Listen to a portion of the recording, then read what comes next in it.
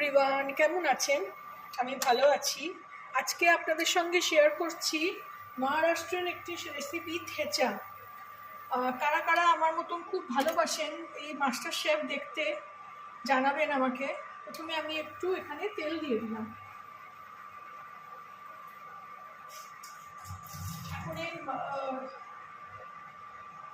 যেটা master chef হচ্ছে celebrity master chef, তাতে নিকি বলে একজন সেলিব্রিটি খুব এই থেচা করা দেখাচ্ছে। তো প্রথমে এখানে একটু তেল নিয়ে নিলাম। তেলটা আপনারা যদি না খেতে চান নাও নিতে পারেন। এখানে আমি কয়েকটা কাঁচা বাদাম একটু ভেজে নেব।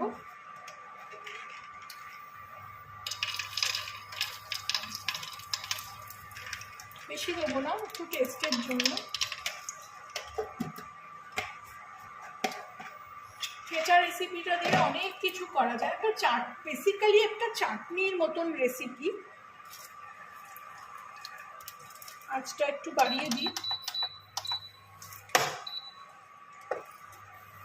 এটা হতে হতে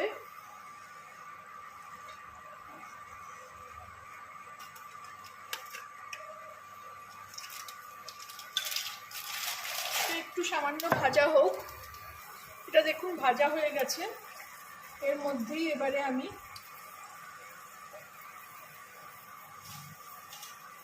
দুটো কাঁচা লঙ্কা ফাটিয়ে দিয়ে দিলাম, কয়েক কোয়া রসুন,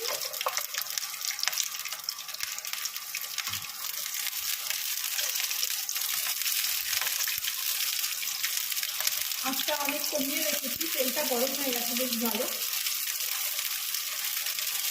কারা কারা খেয়েছেন আমাকে জানাবেন।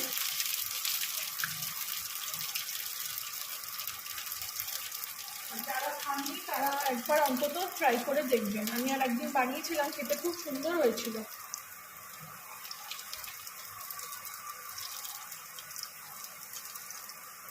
ছোট ছোট রসুনের না এই খোলাগুলো থেকে যাচ্ছে। এর মধ্যে আমি এক মুঠো ধনে পাতা দিয়ে দেবো।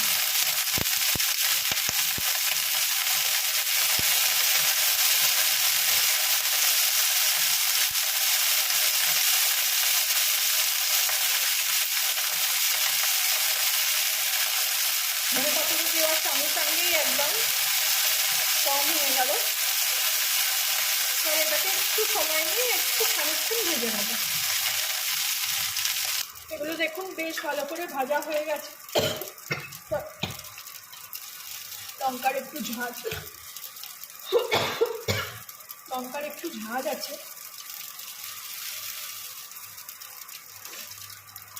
এবার এটাকে আমি বন্ধ করে দেবো আর একটু ঠান্ডা করে নেব।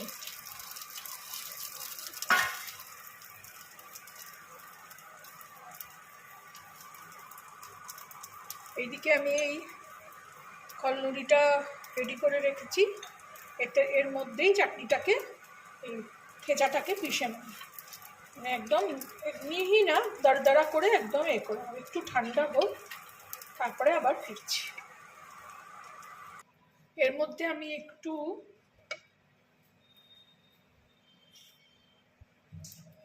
অল্প করে মানে টেস্ট অনুসার একটু নুন দিয়ে দেবো।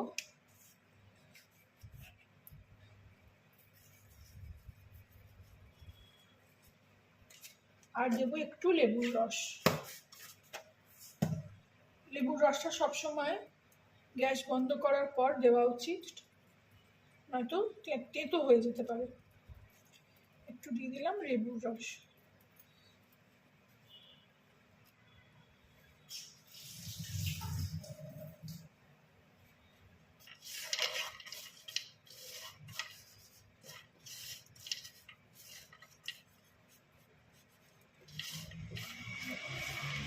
এটা একটু ঠান্ডা হয়ে গেছে। এবারে আমি এতে দিয়ে পিষে নেব।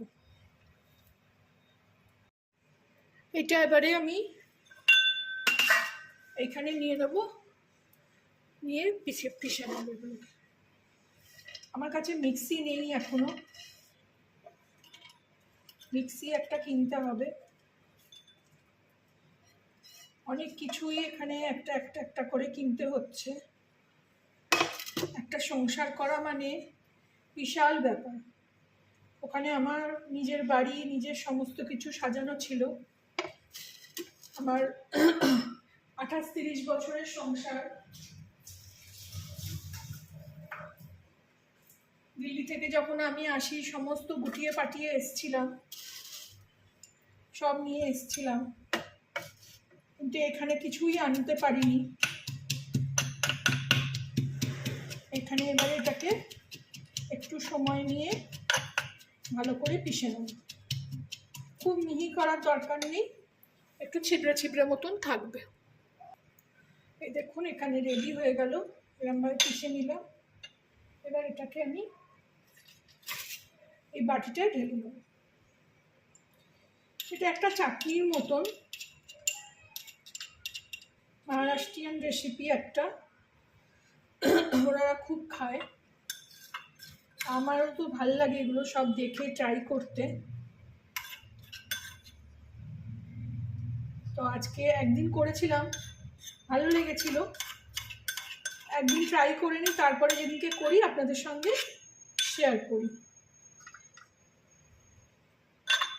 রেডি হয়ে গেল আমার মহারাষ্ট্রিয়ান রেসিপি থেচা।